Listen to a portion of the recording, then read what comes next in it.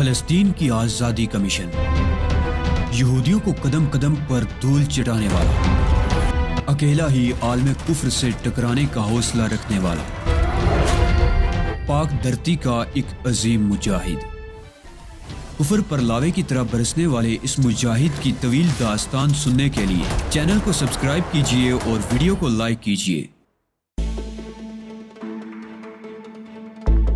تاہم یہ ضعیف الاعتقادی کا معاملہ نہیں ہے، اسے تم میری چھٹی حص کہہ لو یا تجزیہ، لیکن مجھے یقین ہے کہ مسلمانوں کے عروج ثانی میں عراق کا کردار کلیدی ہوگا۔ صرف چھٹی حص کہو، اس لیے کہ یہ بات کسی تجزیے کی روشنی میں نہیں کہی جا سکتی۔ ایران سے طویل جنگ کے نتیجے میں عراق کی قوت تقریباً ختم ہو چکی ہے اور جنگ معلوم نہیں کب تک جاری رہے گی۔ شاہ کے دور میں ایران مسلم ممالک کی سب سے بڑی طاقت کے طور پر ابھرا تھا، لیکن ایران عراق جنگ نے ثابت کر دیا کہ عراق بھی کم بڑی طاقت نہیں ہے۔ کوئی سوچ بھی نہیں سکتا تھا کہ عراق اتنا طویل عرصے جنگ لڑنے کی اہلیت رکھتا ہے۔ اس کا مطلب یہ ہوا کہ عراق کی قوت دنیا کے علم میں نہیں تھی۔ اس بے مقصد جنگ کو ایک نہ ایک دن تو ختم ہونا ہی ہے۔ میں ایران کے بارے میں تو نہیں کہہ سکتا، لیکن عراق سے امید کی جا سکتی ہے کہ جنگ کے خاتمے کے بعد وہ بہت کم عرصے میں پہلے سے زیادہ طاقتور ہو جائے گا، اور یہی میرے تجزیے کی بنیاد ہے۔ مریم برنسٹن نے نرمی سے اپنا ہاتھ میرے ہاتھ سے چھڑاتے ہوئے کہا، جنگوں کے نتیجے میں تباہی تو پھیل سکتی ہے، خوشحالی نہیں آ سکتی۔ میری سمجھ میں نہیں آتا کہ تم جنگ کی بات کیوں کرتے ہو، جبکہ تم بظاہر ایک نرم خو آدمی نظر آتے ہو۔ جب کسی بیماری کے علاج کے لیے آپریشن ضروری ہو جائے تو آپریشن سے جھجکنا نہیں چاہیے۔ بہت سی زندگیاں بچانے کے لیے اگر چند زندگیاں قربان کرنا لازمی ہو جائے تو چند زندگیاں قربان کرنے سے دریغ نہیں کرنا چاہیے۔ جنگ سے مجھے بھی اتنی ہی نفرت ہے جتنی تمہیں ہے، مگر میں جانتا ہوں کہ بہت سے مسائل حل کرنے کے لیے جنگ ناگزیر ہے، لہٰذا اس میں کوئی حرج بھی نہیں ہے۔ جنگ ضرور ہونی چاہیے۔ ہمیں یہ خوف تھا کہ اگر تم لوگوں نے ہمارے خلاف مارٹر گنیں استعمال کرنا شروع کر دیں تو ہماری تباہی میں چند منٹ سے زیادہ نہیں لگیں گے، لیکن یہاں آ کر مجھے معلوم ہوا کہ ہمارے خدشات بالکل بے جا تھے۔ تمہارے پاس تو شاید اسلحہ بھی ناکافی ہے۔ تمہارا تعلق ہمارے حریف گروپ سے ہے جن سے ہم برسرے پیکار ہیں،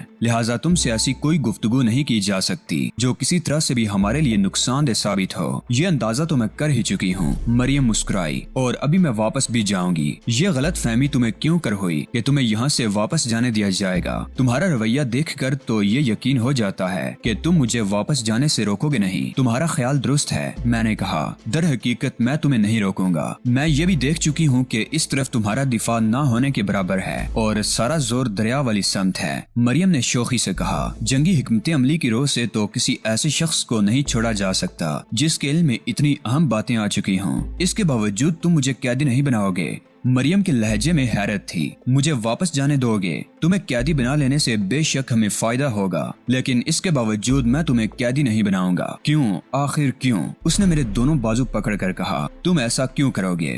اس لیے کہ مجھے خطرات سے کھیلنے میں لطف آتا ہے، میں نے بڑے سکون سے کہا، اور تمہاری واپسی سے خطرات بڑھ جانے کے امکانات موجود ہیں۔ یا تو تم بہت بڑے احمق ہو یا پھر انتہائی جنونی ہو۔ مریم بے بسی سے بولی، سمجھ میں نہیں آتا تمہیں کس خانے میں فٹ کیا جائے۔ تم جس وقت بھی واپس جانا چاہو جا سکتی ہو۔ میں نے خشک لہجے میں کہا، میرے بارے میں زیادہ سوچنے کی زحمت نہ کرو تو بہتر ہے۔ میری نگاہ پہاڑی ڈھلان پر بھٹک رہی تھی جہاں اب تک کسی قسم کی نقل و حرکت کے آثار نظر نہیں آ رہے تھے۔ دریا والی سمت میں بھی سناٹا تھا، جس کا مطلب یہی تھا کہ اسرائیلی ابھی تک حرکت میں نہیں آئے ہیں۔ تم یا تو ذہانت سے محروم ہو یا پھر تم چاہتے ہو کہ بے بس گناہوں کا خون یوں ہی بہتا رہے اور تمہارے ساتھی امن کے خواہاں ہیں، میں نے سپاٹ لہجے میں کہا۔ تبھی وہ ہتھیار ڈالنے پر آمادہ نہیں ہیں، انہیں جنگ کرنے سے روکا جا سکتا ہے۔ مریم زور دے کر بولی، لیکن یہ کام میں خود نہیں کر سکتی، البتہ میری رضاکارانہ خدمات حاضر ہیں۔ میں نے چونک کر مریم کی طرف دیکھا، میں اس کا مطلب سمجھ گیا تھا۔ تم شاید یہ کہنا چاہتی ہو کہ ہم تمہیں یرغمال بنا لیں، میں نے کہا۔ یہ بات تو ابتدا ہی میں تمہیں سمجھ لینی چاہیے تھی، اور پھر تمہیں میری رضامندی کی بھی ضرورت نہیں تھی۔ میں تمہارے قبضے میں ہوں، جو چاہو سلوک کرو۔ مجھے افسوس ہے مریم، میں نے نفی میں سر ہلاتے ہوئے کہا، یہ کام مجھ سے نہیں ہو سکے گا۔ میں ٹھیک ہی کہہ رہی تھی نا، تم لوگ آگ اور خون کے اس کھیل کو جاری رکھنے کے خواہاں ہو۔ تمہاری حیثیت میری نظر میں ایک قاصد کی سی ہے، اور تمہیں یرغمال بنانے سے آداب سفارت مجروح ہو جائیں گے جو ہزارہ سال سے مسلمہ ہیں، اور ہر ایک ان کی پابندی کرتا ہے۔ میں قاصد نہیں ہوں، مجھے یہاں بھیجا نہیں گیا تھا، میں تو اپنی مرضی سے آئی ہوں اور اپنی مرضی سے ہی یرغمال بننے کو تیار ہوں۔ کچھ بھی کہو مریم، لیکن یہ حقیقت ہے کہ تمہاری اس تجویز پر عمل کرنا میرے لیے ممکن نہیں ہے۔ مریم چند لمحوں تک خاموشی سے مجھے دیکھتی رہی، پھر بولی، اور اگر میں واپس نہ جانا چاہوں تو تم کیوں واپس نہیں جانا چاہو گی؟ میں نے حیرت سے کہا، تمہارا کسی سے کوئی ایسا اختلاف تو نہیں ہے؟ گولی کسی کو دیکھ کر نہیں لگتی۔ مریم نے تلخی سے کہا، میں سمجھتی ہوں کہ میرے تمام ساتھی اس جنگ کی نظر ہو جائیں گے۔ اگر تم نے یہ موقف اختیار کیا تو اسے ہتھیار ڈالنے کے مترادف سمجھا جائے گا۔ مریم خاموش ہو گئی، وہ کسی سوچ میں ڈوب گئی تھی۔ کافی دیر خاموش رہنے کے بعد اس نے کہا، اس سے بہتر تو یہی ہوگا کہ میں واپس چلی جاؤں۔ میں نے تم سے پہلے ہی کہا تھا کہ تمہارا واپس چلے جانا ہی مناسب ہے۔ ہر بات میری توقع کے برعکس ہوئی ہے۔ بہرحال میں ناکام واپس جا رہی ہوں، خدا حافظ، اس نے کہا اور پلٹ کر تیزی سے ڈھلان سے نیچے اترنے لگی۔ لیکن ابھی وہ چند گز سے زیادہ دور نہیں گئی تھی کہ دریا والی سمت سے گولیاں چلنے کی آوازیں سنائی دینے لگی۔ دونوں گروپ آپس میں ٹکرا گئے تھے۔ میرے اندازے کے مطابق اسرائیلیوں نے اس طرف سے فرار ہونے کی کوشش کی تھی۔ مریم رک گئی۔ کچھ دیر وہ تذبذب کے عالم میں رکی رہی اور بالآخر کسی فیصلے پر پہنچ کر دوبارہ میری طرف مڑی۔ اب بتاؤ میں کہاں جاؤں؟ اس نے میرے نزدیک پہنچ کر سوال کیا۔ سوال بہت پیچیدہ ہے، میں نے سنجیدگی سے جواب دیا۔ تمہارے لیے واقعی یہ مسئلہ پیدا ہو گیا ہے۔ اگر تم اجازت دو تو کوئی نتیجہ برآمد ہونے تک میں یہیں رک جاؤں، مجھے کوئی اعتراض نہیں ہے۔ تاہم غلطی سراسر تمہاری ہے۔ اول تو تمہیں اپنے ساتھیوں سے جدا نہیں ہونا چاہیے تھا، پھر اگر تم یہاں آ ہی گئی تھی تو تمہیں چاہیے تھا کہ جلدی واپس چلی جاتی۔ لیکن خیر، ابھی کچھ نہیں بگڑا۔ اس جھڑپ کی اختتام تک تم میرے ساتھ ٹھہر سکتی ہو۔ مریم برنسٹن خاموشی سے ایک طرف بیٹھ گئی اور میں نے فائرنگ کی آوازوں پر کان لگا دیے۔ یہ اندازہ کرنا ناممکن نہیں تھا کہ اس جنگ میں کس گروپ کو برتری حاصل ہو رہی ہے۔ کچھ دیر یوں ہی گزر گئی، پھر مجھے احمد رش نظر آیا جو دوڑتا ہوا میری طرف آ رہا تھا۔ تمہارا اندازہ درست نکلا، اس نے اپنی سانسوں پر قابو پانے کی کوشش کرتے ہوئے کہا۔ انہوں نے اسی طرف سے نکلنے کی کوشش کی تھی۔ وہ خاموش ہو کر مریم کو دیکھنے لگا جو خاموش بیٹھی تھی۔ کوئی بات نہیں رش، اس بار تو تمہارے ساتھیوں کے پاس اسلحے کی بھی کمی نہیں ہے، وہ ان سے بخوبی نمٹ لیں گے۔ لیکن ہم لوگ کیا کریں گے؟ اس نے مضطربانہ انداز میں کہا۔ کیا ہم ان پر عقب سے حملہ کر دیں؟ ہماری پوزیشن اتنی مستحکم نہیں ہے کہ ہم ان پر عقب سے حملہ ور ہو سکیں۔ میں نے اس کی تجویز مسترد کر دی۔ احمد رش نے ایک بار پھر مریم کی طرف دیکھا۔ اور اس کے لیے تم نے کیا فیصلہ کیا؟ اس نے مریم کی طرف اشارہ کر کے پوچھا۔ ابھی کوئی فیصلہ نہیں کیا، میں انتظار کر رہا ہوں، میں نے کہا۔ اس وقت خود مجھے معلوم نہیں تھا کہ کتنا انتظار کرنا پڑے گا، تاہم ہمیں زیادہ دیر انتظار نہیں کرنا پڑا۔ اچانک ہی مشین گن چلنے کی آوازیں سنی۔ یہ آواز پہاڑی کے نیچے کی جانب سے آئی تھی۔ میرے ساتھ احمد رش بھی چونک پڑا۔ یہ کس قسم کی آوازیں ہیں؟ اس نے حیرت سے کہا۔ ہمارے ساتھیوں کے ہتھیاروں کی تو نہیں ہو سکتی، ہمارے مخالفین کے پاس بھی مشین گنیں نہیں ہیں، میں نے تشویش سے کہا۔ اور پھر یہ آوازیں ہمارے عقب سے آ رہی ہیں۔ مریم برنسٹن کو حالات کی اس کروٹ کا ادراک ہو گیا تھا اور وہ کھڑی ہو گئی تھی۔ پہاڑی سے نیچے لپکتے ہوئے شعلوں کی زبانیں نظر آ رہی تھی۔ اس نئی افتاد پر ہمارے ساتھی بھی بوکھلا گئے تھے۔ میں نے محسوس کیا تھا کہ انہوں نے فائرنگ کرنا بند کر دی ہے۔ پھر مشین گنوں سے کی جانے والی فائرنگ بھی رک گئی اور پھر ہم نے ایک اعلان سنا جو میگا فون سے کیا جا رہا تھا۔ تم لوگ جو کوئی بھی ہو، تمہیں حکم دیا جاتا ہے کہ ہتھیار پھینک کر فوراً خود کو ہمارے حوالے کر دو۔ پوری پہاڑیاں گھیرے میں لی جا چکی ہیں۔ میں عراقی فوج کا میجر عبدالسلام تمہیں حکم دیتا ہوں کہ اپنی بہتری کی خاطر فوراً ہتھیار ڈال دو۔ فرار کے سارے راستے مسدود کیے جا چکے ہیں اور تمہیں ہتھیار ڈالنے کے لیے صرف آدھے گھنٹے کی مہلت دی جا رہی ہے۔ یہ اعلان پہلے عربی اور پھر انگریزی میں متعدد بار دہرایا گیا۔ مریم نے صورتحال سمجھ لی تھی، بلکہ میگا فون پر کیا جانے والا اعلان شاید اسرائیلیوں نے بھی سن لیا تھا۔ شاید یہی وجہ تھی کہ انہوں نے بھی فائرنگ روک دی تھی اور اب ہر طرف سناٹا چھایا ہوا تھا۔ میرا خیال ہے یہ موقع بہترین ہے، مجھے واپس چلے جانا چاہیے، مریم نے کہا۔ ایک لمحے کی بھی تاخیر مت کرو اور اپنے ساتھیوں کو سمجھاؤ کہ اگر انہوں نے اب بھی ہتھیار نہ پھینکے تو عراقی فوج انہیں بخشے گی نہیں۔ اور تم لوگ کیا کرو گے؟ اس نے جانے سے قبل آخری سوال کیا۔ عراقی فوج سے ہمارا کوئی جھگڑا نہیں ہے، میں نے کہا۔ ہم ہتھیار ڈال دیں گے، تم عقل مندی کا مظاہرہ کرو گے، مریم نے کہا اور تیزی سے واپسی کے لیے مڑ گئی۔ تو کیا ہم واقعی ہتھیار ڈال دیں گے؟ احمد رش نے متوحش انداز میں کہا۔ ہتھیار نہیں ڈالیں گے تو کیا فوج سے مقابلہ کریں گے؟ میں نے کہا۔ ہمارے پاس کوئی متبادل نہیں ہے، ہم فرار ہونے کی کوشش تو کر سکتے ہیں، احمد رش بولا۔ शायद हम कामयाब हो जाएं। ये सरासर हमाकत होगी, और अगर हम फरार होते हुए मारे गए तो ये हमारी बदतरीन बदकिस्मती होगी। लेकिन हमारे साथियों को किस तरह इल्म होगा कि तुमने क्या फैसला किया है? रश ने सवाल किया। हम वहीं चल रहे हैं। जाहिर है जब तक हम उन्हें बताएंगे नहीं, उन्हें कैसे पता चलेगा? शायद हमें रास्ते ही में मिल गया। ये क्या हो गया जनाब? उसने बड़ी बदहवासी से कहा। अब क्या होगा? फिक्र मत करो, मैंने उसका शाना थपथपा कर कहा। इराकी मुसलमान हैं, मुझे तवक्को है कि उनसे हमें कोई नुकसान नहीं पहुंचेगा। किसी भी हुकूमत की सरहदों में बिला इजाजत दाखिल होना जुर्म है। अहमद रश ने कहा। हमें इसकी सजा जरूर मिलेगी। हम एक मुल्क की तरबियत याफ्ता फौज का मुकाबला करने की पोजीशन में नहीं हैं। मैंने कहा, अगर होते तब भी मुसलमानों से ना लड़ते। मोहलत का वक्त खत्म होने से कबल ही हमने इराकी फौज के सामने हथियार डाल दिए। इराकी फौज की कारकर्दगी हैरानकुन थी। उन्होंने न सिर्फ बड़ी खामोशी से पहाड़ियों को घेरे में ले लिया था, बल्कि मोर्चे भी बना लिए थे। हमें एहसास तक नहीं हो सका था कि हमको घेरे में लिया गया है। इराकी जवानों ने हमारी तलाशी ली थी, और उसके बाद मेजर अब्दुल सलाम ने हमसे सवाल किया था, तुम लोग कौन हो और इराकी सरहद में क्यों दाखिल हुए हो? ये तो आप देख ही रहे हैं कि हम फलस्तीनी हैं। मैंने आगे बढ़कर कहा, और उसे जल्दी जल्दी सारी सूरत हाल से आगाह कर दिया। उसने सोच में डूबे हुए अंदाज में कहा, तुम लोगों के बारे में बाद में फैसला किया जाएगा, अभी तुम कैद में रहोगे। हमें फौजी ट्रकों में सवार करके नामालूम मंजिल की जानिब रवाना कर दिया गया था। मेजर अब्दुल सलाम ने फौजियों को पहाड़ियों की गिर्द मुहासरा तंग करने का हुक्म दिया था। हमने फौजी ट्रकों पर कई घंटे सफर किया। इस दौरान में मैं ज्यादातर ऊँगता रहा था। फिर एक झटके के बायस मेरी आंख खुली तो मैंने महसूस किया कि रात की तारीकी छिटने लगी है। धुंधलिके में इर्द गिर्द नजर आने वाले मनाजर से मालूम होता था कि हमारी मंजिल कोई फौजी कैंप है। हमें ट्रकों से उतारा गया और फौजी बैरकों में पहुंचा दिया गया। जिस कोठरी में मुझे कैद किया गया था वो निस्बतन छोटी थी और उसमें 2 आदमियों से ज्यादा की गुंजाइश नहीं थी। यह शायद इत्तेफाक ही था कि अहमद रश को भी मेरी ही कोठरी में रखा गया था, या शायद इसकी वजह यह रही हो कि अहमद रश के बारे में मैं उन्हें बता चुका था कि वो मेरा नायब है। ताहम मैं यकीन से कुछ नहीं कह सकता था। इस बात का भी इम्कान था कि इस कोठरी में हमारी गुफ्तगू कहीं और सुने जाने का भी कोई बंदोबस्त किया गया हो, और इसी मकसद के तहत अहमद रश को और मुझे यकजा किया गया हो, ताकि हमारी गुफ्तगू से हमारे बारे में सही मालूमात हासिल की जा सकें। इस बात से हमें कोई खतरा नहीं हो सकता था, इसलिए कि ना तो हमने उनसे कोई गलत बयानी की थी और ना ही आइंदा इसका कोई इम्कान था। मैंने इस बात की मुखालिफत की थी कि खुद को उनके हवाले किया जाए। अहमद रश बुड़बुड़ाया, मगर तुमने मेरी बात नहीं मानी। अब देख लो हम किस मुश्किल में फंस गए हैं। मुश्किल में तो हम पहले फंसे हुए थे। मैंने कोठरी के नीम पुख्ता फर्श पर बिछे हुए कंबल पर बैठते हुए कहा,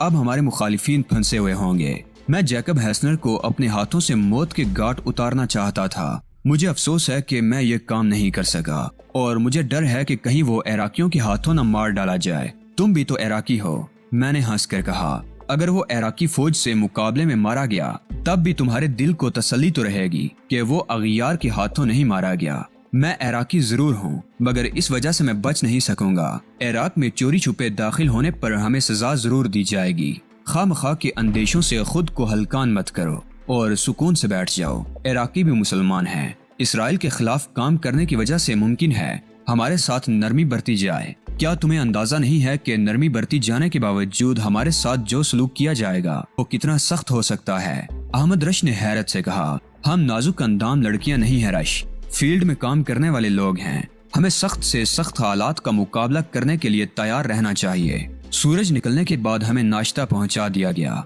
मैंने नाश्ता लाने वाले फौजी से बात करने की कोशिश की, मगर उसने मेरी किसी बात का जवाब नहीं दिया। अगर किसी चीज की जरूरत हो तो बता देना, उसने मुख्तसरन कहा और एड़ियों के बल घूमकर बाहर निकल गया। तुमने देखा? अहमद रश बोला। इसके रवैये से जाहिर होता है कि हम पर बहुत बुरा वक्त आने वाला है। तुम खुश फहमियों में क्यों मुब्तिला हो गए थे?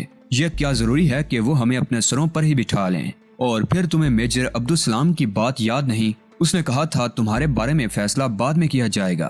पूरा दिन यूं ही गुजर गया। शाम के वक्त ये जमूद उस वक्त टूटा जब 2 फौजी कोठरी के दरवाजे पर आ गए और दरवाजा खोलकर उन्होंने मुझसे कहा, आपको मेजर साहब ने याद किया है। मेजर अब्दुल सलाम के ऑफिस में उसके अलावा 2 और अफराद भी मौजूद थे और मैं उन दोनों को पहचानता था। वो जैकब हैसनर और बेकर थे, एल का सिक्योरिटी चीफ और कांकर्ड का पायलट। वो दोनों मेजर अब्दुल सलाम की मेज के सामने मुजरिमों की तरह सर झुकाए खड़े थे। उनके हाथ पुश्त पर बंधे हुए थे میں آفس میں داخل ہوا تو ان دونوں نے سر اٹھا کر میری طرف دیکھا۔ مجھے دیکھ کر بیکر کا چہرہ تو بے تاثر رہا مگر جیکب ہیسنر چونک پڑا۔ تم، اس نے سرسراتی ہوئی آواز میں کہا، تم یہاں کہاں سے آ گئے؟ میجر عبدالسلام بڑی دلچسپی سے ہمیں دیکھ رہا تھا۔ میں نے اسے اپنے بارے میں کچھ نہیں بتایا تھا اور اب اس پر میری شخصیت منکشف ہونے والی تھی۔ تمہارے انداز سے ظاہر ہوتا ہے کہ تم مجھے پہچانتے ہو، میں نے طنزیہ انداز میں کہا۔ اسرائیل کی قومی ایئر لائن کا سیکیورٹی چیف ہونے کے ناطے میری یہ ذمہ داری ہے کہ ہر اس شخص سے واقف رہوں جو اسرائیل کی سلامتی کے لیے خطرہ ثابت ہو سکتا ہے۔ تمہارے خیالات جان کر بے حد خوشی ہوئی، میں نے کہا۔ لہجہ بدستور طنزیہ ہی تھا، لیکن ایسا معلوم ہوتا ہے کہ ہمارے ساتھ ساتھ تمہیں بھی قیدی بنا لیا گیا ہے، جیکب ہیسنر نے مضحکانہ انداز میں کہا۔ شاید یہ لوگ تمہاری قدر و قیمت سے واقف نہیں ہیں۔ میجر عبدالسلام کے چہرے پر چھائے ہوئے تجسس میں اضافہ ہو گیا۔ میرا مذاق اڑانے کے چکر میں جیکب ہیسنر نے میرے لیے آسانیاں پیدا کر دی تھی۔ شاید وہ یہ سمجھ رہا تھا کہ اس کی طرح میجر عبدالسلام بھی مجھ سے واقف ہے اور اس کے باوجود بھی مجھے قید کر لیا گیا ہے، جبکہ حقیقت یہ نہیں تھی۔ اتنا ہی کافی ہے کہ یہ تمہاری قدر و قیمت سے واقف ہیں اور میرے لیے یہی بات اہم ہے۔ میجر عبدالسلام نے بے چینی سے پہلو بدلا۔ شاید وہ جلد از جلد ہمارے بارے میں جان لینا چاہتا تھا۔ تو یہ تم تھے جس کی وجہ سے ہمیں ناکامی کا منہ دیکھنا پڑا، جیکب ہیسنر نے زہریلے لہجے میں کہا۔ میں آخر وقت تک اس دھوکے میں رہا کہ اس منصوبے کے پیچھے صرف احمد رش ہے۔ احمد رش کے نام پر میجر عبدالسلام بری طرح چونک پڑا۔ میں نے اسے محسوس کر لیا، مگر جیکب ہیسنر کی تمام تر توجہ میری طرف تھی۔ وہ میجر عبدالسلام کے تاثرات سے بے خبر کہتا رہا۔ اگر مجھے علم ہو جاتا کہ یہ تم ہو تو میں کوئی اور طریقہ آزماتا۔ احمد رش تو بس ایک دہشت گرد ہے، منصوبہ ساز نہیں ہے۔ مجھے افسوس ہے کہ میری ایک معمولی سی غلطی سے تمہیں نقصان ہوا۔ آئندہ تمہیں بتا دیا کروں گا کہ میں کس منصوبے پر کام کر رہا ہوں۔ تم خود کو بہت سمارٹ سمجھتے ہو علی یار خان۔ جس روز مجھے موقع مل گیا میں تمہیں مزہ چھکائے بغیر نہیں رہوں گا۔ میرا نام سن کر بیکر تو خیر چونکا ہی تھا، مگر میجر عبدالسلام اچھل پڑا۔ یہ بات جیکب ہیسنر نے بھی محسوس کر لی تھی اور اسے اندازہ کرنے میں ذرا دیر نہیں لگی کہ وہ میرا تعارف کرانے کا باعث بن گیا ہے۔ اس کے وہم و گمان میں بھی نہیں ہوگا کہ میری شخصیت عراقیوں کے لیے اجنبی ہوگی، لیکن اب کیا ہو سکتا تھا؟ جو کچھ اس کے منہ سے نکل گیا تھا اسے واپس کرنا اس کے لیے ممکن نہیں تھا۔ تم علی یار خان ہو؟ میجر عبدالسلام نے کھڑے ہوتے ہوئے کہا۔ علی یار خان پاکستانی؟ ہاں میجر، میں نے سنجیدگی سے کہا۔ میں وہی علی یار خان ہوں جسے خدا نے اسرائیلیوں کے لیے موت کا ہرکارہ بنا دیا ہے۔ تم نے پہلے ہی اپنا تعارف کیوں نہ کرا دیا؟ وہ مجھ سے بغلگیر ہوتے ہوئے بولا۔ میری خوش قسمتی ہے کہ مجھے اتنی بڑی شخصیت سے ملاقات کا شرف حاصل ہوا۔ میں ایک معمولی آدمی ہوں میجر۔ اگر کسی مقام پر ہوں تو اس میں میرے کسی کمال کو دخل نہیں ہے۔ میرے وجود میں جو آگ دہک رہی ہے وہ میں نے خود تو نہیں بھڑکائی۔ قدرت اپنے جس بندے سے جو کام لینا چاہتی ہے لے لیتی ہے۔ یہ میری خوش قسمتی نہیں تو اور کیا ہے کہ قدرت نے ایک نیک کام کے لیے میرا چناؤ کر لیا۔ ان دونوں کو لے جا کر قید کر دو، میجر عبدالسلام نے فوجیوں سے کہا۔ پھر مجھ سے مخاطب ہوا۔ مجھے افسوس ہے کہ تمہارے ساتھ نازیبا سلوک ہوا۔ بیٹھ جاؤ، مجھے تم سے بہت سی باتیں معلوم کرنی ہیں۔ پہلے یہ بتاؤ کہ تمہیں ہمارے عراق میں داخلے کے بارے میں علم کس طرح ہوا؟ میں نے کرسی پر بیٹھتے ہوئے پوچھا۔ ہماری حکومت کو سعودی عرب نے مطلع کیا تھا کہ ان کی فضاؤں سے گزر کر 2 طیارے عراق میں داخل ہوئے ہیں۔ مجھے یہی خدشہ تھا۔ سعودی عرب کے پاس اواکس طیارے ہیں، ورنہ جتنی کم بلندی پر ہم نے پرواز کی تھی اس کے پیش نظر کسی اور ذریعے سے ہمارا سراغ نہیں لگایا جا سکتا تھا۔ تم نے اپنے منصوبے کے بارے میں بہت اختصار بتایا تھا، میجر نے کہا۔ میں تفصیلات جاننا چاہتا ہوں۔ میں نے میجر کو ساری تفصیلات سے آگاہ کیا۔ وہ بڑی حیرت سے میری ساری باتیں سنتا رہا۔ یہ سب کچھ بڑا ناقابل یقین معلوم ہوتا ہے، مگر ظاہر ہے اسے جھٹلایا بھی نہیں جا سکتا۔ اب تم بتاؤ میجر، ان لوگوں پر قابو پانے میں تمہیں زیادہ دشواری تو نہیں ہوئی ہوگی؟ یہ ہتھیار ڈالنے پر آمادہ نہیں تھے، میجر نے کہا۔ اگر ہم چاہتے تو انہیں 1 گھنٹے کے اندر اندر قابو میں کیا جا سکتا تھا، لیکن میں چاہتا تھا کہ ہمارا کوئی جانی نقصان نہ ہو، اس لیے ہم نے دن کی روشنی پھیلنے کا انتظار کیا، اور اللہ کا شکر ہے کہ اپنا ایک آدمی بھی ضائع کیے بغیر ان پر قابو پا لیا گیا۔ اور ان کے طیارے کی کیا پوزیشن ہے؟ میں نے بےتابی سے پوچھا۔ کیا وہ قابل استعمال ہے؟ نہیں، ان کی قسمت ہی اچھی تھی کہ طیارہ پوری طرح تباہ ہونے سے بچ گیا، ورنہ یہ لوگ بھی طیارے کے ساتھ ہی تباہ ہو جاتے۔ خوش قسمتی سے طیارہ جس ڈھلان پر اترا وہاں منو مٹی کی تہ جمی ہوئی ہے۔ طیارے کے پہیے اگر اس مٹی میں دنس کر ٹوٹ نہ جاتے تو کچھ بھی باقی نہ رہتا۔ پہاڑی سے نیچے ہمارا ایئر جیٹ بھی تو تھا، اور اس کے علاوہ کچھ گاڑیاں بھی تھیں۔ وہ سب کچھ تو ہم نے رات ہی اپنی تحویل میں لے لیا تھا اور سب کچھ محفوظ ہے۔ اسرائیلیوں کے بارے میں تم نے کوئی فیصلہ کیا یا اس سلسلے میں ابھی کچھ کارروائی کرنی ہوگی؟ اس پورے معاملے کی اطلاع میں ہائی کمان کو دے چکا ہوں۔ ظاہر ہے اپنے طور پر تو میں کچھ فیصلہ نہیں کر سکتا، اب انہیں تمہاری اصل شخصیت کے بارے میں بھی اطلاع دوں گا، اس سے کیا فرق پڑتا ہے؟ میں نے کہا اہمیت تو اس بات کی ہے کہ ہمارے مقاصد کیا ہیں۔ تمہاری شخصیت کی اہمیت اس لیے ہے کہ یہ معاملہ ملٹری انٹیلیجنس کو ریفر کر دیا گیا ہے۔ جو بھی فیصلہ کریں گے انٹیلیجنس والے ہی کریں گے، اس سے کیا فرق پڑتا ہے؟ میں نے حیرت سے کہا فیصلہ شخصیات کی بنیاد پر تو نہیں کیا جائے گا۔ میں خود بھی کچھ عرصہ ملٹری انٹیلیجنس میں رہ چکا ہوں، مجھے معلوم ہے کہ انٹیلیجنس کے موجودہ سربراہ تمہارے بڑے مداح ہیں۔ یہ تو مجھے اندازہ ہے کہ تنظیم آزادی فلسطین میں ہونے کی وجہ سے کچھ نرمی برتی جائے گی۔ مزید نرمی اس لیے برتی جا سکتی ہے کہ ہر عراقی کے لیے اسرائیل نفرت انگیز ہے۔ تمہیں تو معلوم ہی ہوگا کہ اسرائیل نے جب سے عراق کے ایٹمی ری ایکٹر کو تباہ کیا ہے، اس وقت سے ہر عراقی اندر ہی اندر سلگ رہا ہے۔ اس بنا پر میں کہہ سکتا ہوں کہ تم لوگوں نے ہماری سرحدی حدود کی جو سنگین خلاف ورزی کی ہے، اسے اتنا سنگین جرم قرار نہیں دیا جائے گا جتنا یہ سنگین ہے۔ رہی صحیح کسر اس وجہ سے پوری ہو جائے گی کہ انٹیلیجنس کے سربراہ تمہارے مداح ہیں۔ بہرحال یہ تمہارا اپنا معاملہ ہے، جس طرح چاہو کرو، میں ہر طرح سے تیار ہوں۔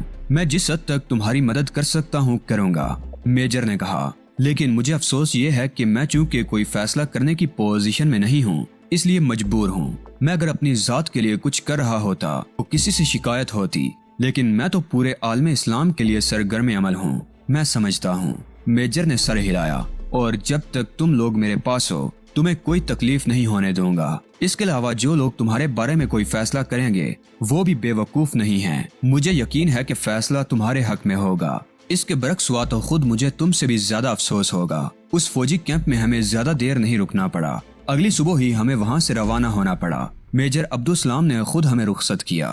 اس نے ہمیں آزاد تو نہیں کیا تھا، تاہم اس نے ہمیں ہر طرح کی سہولتیں ضرور بہم پہنچا دی تھی۔ میں تمہارے لیے دل سے دعا کرتا رہوں گا، میجر عبدالسلام نے کہا۔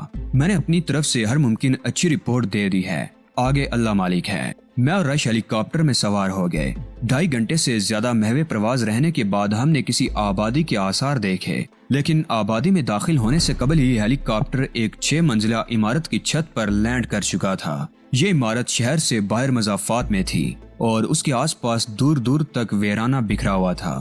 آپ لوگ نہا دھو کر تیار ہو جائیں، ہمیں اس عمارت کے ایک کمرے میں پہنچانے کے بعد کہا گیا کرنل نعمان 1 گھنٹے بعد آپ سے ملاقات کریں گے۔ کمرے کا اچھی طرح جائزہ لینے کے بعد میں نے کمرے میں موجود الماری کھول ڈالی۔ الماری کے اندر کچھ کپڑے سلیقے سے ٹنگے ہوئے تھے۔ یہ میرے اور احمد رش کے ناب کے کپڑے تھے۔ تم نے دیکھا رش؟ میں نے کہا۔ ہمارا استقبال شایان شان طریقے سے کیا جا رہا ہے۔ دیکھ رہا ہوں، مگر یہ نہیں کہا جا سکتا کہ اس مدارات کے بعد ہمارے ساتھ کیا سلوک کیا جائے گا۔ جو کچھ بھی ہوگا اچھا ہی ہوگا۔ آثار و کرائن سے تو یہی ظاہر ہوتا ہے۔ اس سے زیادہ کے چکر میں الجھ کر میں خود کو ہلکا نہیں کر سکتا، میں نے کہا اور باتھ روم کی طرف بڑھ گیا۔ ٹھیک 1 گھنٹے بعد میری طلبی ہوئی۔ احمد رش کو نہیں بلایا گیا تھا، مجھے ایک ایسے کمرے میں لے جایا گیا جو خاصا طویل و عریض تھا اور اس میں صرف ایک ہی میز نظر آ رہی تھی، جس کے عقب میں ایک ادیڑ عمر مگر صحت مند شخص بیٹھا تھا۔ مجھے کمرے تک لانے والا باہر ہی رہ گیا تھا اور اب کمرے میں صرف میں اور وہ تھے۔ میز کے عقب میں موجود شخص مجھے دیکھ کر اپنی کرسی سے اٹھ کھڑا ہوا۔ تشریف رکھیے علی صاحب، اس نے مجھ سے مصافحہ کرتے ہوئے فصیح عربی میں کہا۔ آپ سے مل کر بہت خوشی ہوئی۔ شکریہ، میں نے بیٹھتے ہوئے کہا۔ غالباً آپ کرنل نعمان ہیں؟ جی ہاں، میں ہی کرنل نعمان ہوں، اور میجر عبدالسلام سے مجھے رپورٹ مل بھی چکی ہے، لیکن اس کے باوجود میں تفصیلات آپ کی زبانی دوبارہ سننا پسند کروں گا۔ مجھے معلوم تھا کہ یہ ہوگا، اس لیے میں پوری طرح تیار تھا۔ میں نے بلا کم و کاست اسے اپنے مشن کی تمام جزیات سے آگاہ کر دیا۔ آپ کو چاہیے تھا کہ آپ عراقی حکومت کو اعتماد میں لے لیتے، کرنل نعمان نے کہا۔ آپ نے بلا وجہ ہماری سرحدوں میں گھسنے کا خطرہ کیوں مول لیا؟ ہماری حکومت آپ سے تعاون ضرور کرتی۔ یہ ممکن نہیں تھا کرنل، میں نے سنجیدگی سے جواب دیا۔ ہمارا منصوبہ انتہائی خفیہ نوعیت کا تھا اور ہم نے اسے کامیابی سے ہمکنار کرنے کے لیے کم سے کم لوگوں کو اس کے بارے میں بتایا تھا۔ اس منصوبے پر جتنے لوگوں نے کام کیا ہے وہ خود بھی اس پورے منصوبے سے واقف نہیں تھے۔ ہر ایک کو بس اس کی ذمہ داریوں کے بارے میں بتایا گیا تھا۔ آپ کو معلوم ہے اس کے نتیجے میں آپ لوگوں کو سزا بھی دی جا سکتی ہے۔ میں ہر سزا بخوشی قبول کرنے کو تیار ہوں۔ ہمیں صرف اپنے منصوبے کی کامیابی سے غرض تھی جو کامیاب ہو گیا۔ اس کامیابی کی قیمت معمولی سی سزا کے طور پر ادا کرنا میرے خیال میں مہنگا سودا نہیں ہے۔ یعنی آپ سزا قبول کر سکتے ہیں اور آپ کو یہ منظور نہیں تھا کہ آپ عراقی حکومت کو اعتماد میں لے لیتے۔ کرنل نعمان نے حیرت سے کہا، میں نے عرض کیا نا کہ اس پورے منصوبے سے صرف چند افراد ہی واقف تھے۔ اس کا خفیہ رہنا بھی بے حد اہم تھا۔ اگر ہم عراقی حکومت کو اعتماد میں لینے کی کوشش کرتے تو اس سے ایک تو وقت ضائع ہوتا، دوسرے یہ کہ حکومت کے معلوم نہیں کتنے اہلکاروں کے علم میں یہ بات آتی۔ اور کیا آپ اس بات سے انکار کر سکتے ہیں کہ ہر حکومت میں دوسری حکومتوں کے جاسوس موجود ہوتے ہیں؟ یہ نکتہ قابل غور ہے، کرنل نعمان نے تائید کی۔ بے شک یہ ممکن ہے کہ بات اسرائیل تک جا پہنچتی۔ اب آپ خود ہی بتائیے کہ ہم یہ خطرہ مول لینے کے لیے مجبور تھے یا نہیں؟ ہر چند کے یہ جرم ہے، مگر آپ لوگوں کو ہماری نیت بھی مد نظر رکھنی ہوگی۔ ہمارے پیش نظر تو اس کے علاوہ بھی بہت کچھ ہے، کرنل نعمان نے کہا، اور میں چونک پڑا۔ میں سمجھا نہیں کہ آپ کیا کہنا چاہتے ہیں۔ میں نے کہا، اس کی بات واقعی میری سمجھ میں نہیں آئی تھی۔ تم لوگوں کی کارکردگی حیران کن ہی قرار دی جا سکتی ہے۔ اس سے کہیں چھوٹے معاملات میں ہمارے ایجنٹ ناکام ہو چکے ہیں۔ اس کے علاوہ ہمارا ملک خود اس امن منصوبے کے خلاف ہے۔ اس طرح امن کانفرنس کو ناکام بنا کر تم نے بالواسطہ طور پر عراقی موقف کو کامیابی سے ہمکنار کیا ہے۔ میں سمجھتا ہوں، میں نے کہا، یہ ایٹمی ری ایکٹرز کی اسرائیل کے ہاتھوں تباہی کا لازمی رد عمل ہے۔ ہاں، یہ ہم پر ایک دبا ہے جسے دھونے کے لیے ہم بے چین ہیں۔ میں انتہائی معذرت کے ساتھ عرض کروں گا کہ عراقی حکومت کا طرز عمل اس بیان کے منافی ہے۔ کرنل نعمان کی ہونٹوں پر ایک مدبرانہ مسکراہٹ نمودار ہوئی اور اس نے گہری نظروں سے مجھے دیکھا۔ تمہارا اشارہ ایران عراق جنگ کی طرف ہے۔ جس قوم کے پاس ایک واضح نصب العین ہو وہ اپنی توانائیاں اس طرح ضائع نہیں کرتی۔ توانائیاں ضائع ہوتی نظر آ رہی ہیں مگر در حقیقت جمع ہو رہی ہیں، کرنل نے مسکرا کر کہا۔ میں اس پراسرار جملے کا مفہوم پوچھنے کی جسارت کر سکتا ہوں؟ میں نے سادگی سے کہا، وقت آنے پر تم بھی سمجھ جاؤ گے اور دنیا بھی دیکھ لے گی۔ ابھی یہ بات بہت قبل از وقت ہے۔ میں اصرار نہیں کروں گا۔ میرے ذہن میں جو بات تھی وہ میں نے کسی لاگ لپیٹ کے بغیر کہہ دی۔ میں تمہاری صاف گوئی سے متاثر ہوا ہوں۔ تمہاری جگہ کوئی اور ہوتا تو اس موقع پر ہماری ہاں میں ہاں ملا کر ہماری ہمدردیاں حاصل کرنے کی کوشش کرتا۔ یہ بات اب تک میری سمجھ میں نہیں آ سکی کہ مجھے یہاں بلانے سے آپ کا کیا مقصد تھا۔ ماضی میں نے تمہارے کارناموں کے بڑے تذکرے سنے ہیں، کرنل نعمان نے کہا۔ تم سے ملنے کا اشتیاق بھی تھا اور موجودہ معاملے سے متعلق تفتیش بھی مقصود تھی، اور اس تفتیش میں احمد رش کو بھی شامل کیا جائے گا۔ میں نے کہا، یا تفتیش مکمل ہو گئی؟ نہیں، احمد رش سے پوچھ گچھ کی ضرورت باقی نہیں رہی۔ معاملات پوری طرح میری سمجھ میں آ چکے ہیں۔ تو پھر احمد رش کو بھی بلوانے کا کیا مقصد تھا، اور یہ کہ ہمارا فیصلہ کب تک ہو سکے گا؟ احمد رش کو تمہارے ساتھ اس لیے بلایا گیا تھا کہ شاید اس کی ضرورت پڑ جائے، مگر تم سے گفتگو کے بعد اس کے ملنے کی ضرورت باقی نہیں رہی۔ تمہارے دوسرے سوال کا جواب یہ ہے کہ اصولی طور پر تم لوگوں کو کوئی سزا نہ دینے کے بارے میں پہلے ہی فیصلہ کر لیا گیا تھا۔ اب یہ بات زیادہ یقینی ہو گئی ہے۔ یہ فیصلہ حکومت نے کیا ہے یا اس کی نوعیت فوجی ہے؟ میں نے پوچھا۔ کل رات اعلیٰ سطح کی ایک میٹنگ میں یہ فیصلہ کیا گیا تھا اور اس میٹنگ میں کئی فوجی جنرل بھی شامل تھے۔ سب نے متفقہ طور پر یہی فیصلہ کیا کہ تم لوگوں کو خاموشی سے ملک سے نکل جانے دیا جائے اور ریکارڈ پر کچھ نہ لایا جائے۔ اس فیصلے پر میں عراقی حکومت کو خراج تحسین پیش کرتا ہوں۔ میں نے کہا، اور اسرائیلیوں کے بارے میں آپ لوگوں نے کیا فیصلہ کیا؟ کانکرز کے پرزے کھول کر وہاں سے منتقل کر دیے جائیں گے تاکہ اس کا نام و نشان بھی باقی نہ رہے، اور تمام اسرائیلیوں کو موت کے گھاٹ اتار دیا جائے گا۔ ہم نے اس پورے معاملے کو راز رکھنے کا فیصلہ کیا ہے۔ سعودی حکومت کو بھی ہم نے یہی بتایا ہے کہ ہماری فضائی حدود میں کوئی طیارہ داخل نہیں ہوا، کم از کم ہم کوئی سراغ نہیں لگا سکے۔ اس معاملے کا راز رہنا ہر اعتبار سے ضروری تھا کرنل۔ تم لوگوں نے بہت اچھا فیصلہ کیا، لیکن تمام اسرائیلیوں کو موت کے گھاٹ اتار دینا بہت ضروری ہے۔ کرنل نے میری بات کاٹ دی، ورنہ یہ راز تشتے ازبام ہونے کا خطرہ باقی رہے گا۔ بات یہ ہے کرنل کہ ان قیدیوں میں مریم برنسٹن نامی ایک لڑکی بھی ہے۔ اس کی موت پر مجھے افسوس ہوگا۔ افسوس ہوگا؟ کرنل نے حیرت سے کہا۔ نام سے تو وہ یہودی معلوم ہوتی ہے۔ یہودی تو وہ ہے کرنل، میں نے کہا، لیکن وہ عام یہودیوں سے بہت مختلف ہے۔ کتنی ہی مختلف کیوں نہ ہو، مگر ہے تو یہودی، اور کسی یہودی کی موت پر تمہارا افسوس کرنا میری سمجھ سے باہر ہے۔ وہ امن پسند لڑکی ہے کرنل، جنگ سے نفرت اور انسانیت سے محبت کرنے والی۔ تمہارے منہ سے یہ بات سن کر مجھے حیرت ہو رہی ہے۔ کیا تمہیں معلوم نہیں ہے کہ یہودی کتنی مکار قوم ہے؟ وہ اس قدر امن پسند ہے کہ امن کانفرنس میں شرکت کے لیے جانے والے طیاروں کے حفاظتی انتظامات تک کے خلاف تھی۔ کرنل نعمان چند لمحے غور سے مجھے دیکھتا رہا، پھر اچانک بولا، کیا اس سے تمہاری کبھی ملاقات ہوئی ہے؟ صرف ایک بار، میں نے کہا۔ دریائے فرات کے کنارے پہاڑیوں پر جب ہمارے اور اسرائیلیوں کے درمیان ٹھنی ہوئی تھی، اس دوران وہ اپنی جان کا خطرہ مول لے کر ہمارے پاس آئی تھی، اور اس کا واحد مقصد یہ تھا کہ یوں بے مقصد خون نہ بہایا جائے۔ اس کے لیے وہ رضاکارانہ طور پر یرغمال تک بننے کو تیار تھی۔ کرنل نعمان نے ایک طویل سانس لی۔ کیا وہ لڑکی بہت زیادہ حسین ہے؟ ہر یہودی لڑکی خوبصورت ہوتی ہے، میں نے کہا۔ یہ کوئی ایسی خاص بات تو نہیں ہے۔ تمہاری عمر میں سچ اور جھوٹ کے درمیان تمیز کرنا بہت مشکل ہوتا ہے، خصوصاً اس وقت جب جھوٹ بولنے والی کوئی حسین لڑکی ہو۔ تم غلط سمجھ رہے ہو کرنل۔ میں نے اس کے بیان پر یقین نہیں کیا، بلکہ میں نے اپنے کانوں سے اسے امن کانفرنس کے شرکاء کے لیے غیر معمولی حفاظتی اقدامات کی مخالفت کرتے سنا ہے۔ کرنل کے چہرے پر دلچسپی کے آثار نمودار ہوئے اور اس نے آگے کی طرف جھکتے ہوئے پوچھا، وہ کس طرح؟ میں نے تمہیں بتایا تھا کہ ہم نے ان کی تمام اہم جگہوں پر ڈکٹا فون نصب کر دیے تھے۔ اسی دوران ایک موقع پر مریم برنسٹن نے جیکب ہیسنر کے خلاف حفاظتی انتظامات کرنے پر سخت تنقید کی تھی۔ یہ بات مجھے مریم برنسٹن نے نہیں بتائی ہے کہ اسے غلط قرار دے دیا جائے۔ بالفرض اس بات کو درست تسلیم کر بھی لیا جائے، تب بھی اس کی جاں بخشی ممکن نہیں ہے۔ گیہوں کے ساتھ گن تو پستے ہی ہیں۔ میں خاموش ہو گیا۔ وہ ٹھیک کہہ رہا تھا۔ مریم برنسٹن کو چھوڑا نہیں جا سکتا تھا۔ ان لوگوں کو کہاں رکھا گیا ہے؟ کچھ دیر توقف کے بعد میں نے پوچھا۔ یہ بات تمہیں نہیں بتائی جا سکتی، کرنل نے کہا۔ تاہم اگر تم مریم برنسٹن سے ملاقات کرنا چاہو تو اس کا انتظام کیا جا سکتا ہے۔ ہاں کرنل، میں نے ایک طویل سانس لے کر کہا، میں اس سے ملنا چاہتا ہوں۔ ٹھیک ہے، میں اس کا انتظام کر دوں گا، کرنل نے کہا اور پھر کسی سوچ میں ڈوب گیا۔ میں غور سے اس کے چہرے کے اتار چڑھاؤ کا جائزہ لے رہا تھا۔ کس سوچ میں پڑ گئے کرنل؟ میں نے اسے ٹوکا۔ کیا کوئی خاص بات کہنا چاہ رہے ہو؟ ہاں، کرنل نے چونک کر کہا۔ میں سوچ رہا تھا بات کہاں سے شروع کروں۔ بات کہیں سے بھی شروع کرو کرنل، مگر شروع کر دو، میں خود ہی کڑیاں ملا لوں گا۔ اس سے پہلے یہ معلوم ہونا بھی تو ضروری ہے کہ تم ہمارے لیے کام کرنے پر تیار ہو بھی جاؤ گے یا نہیں۔ کیا مطلب؟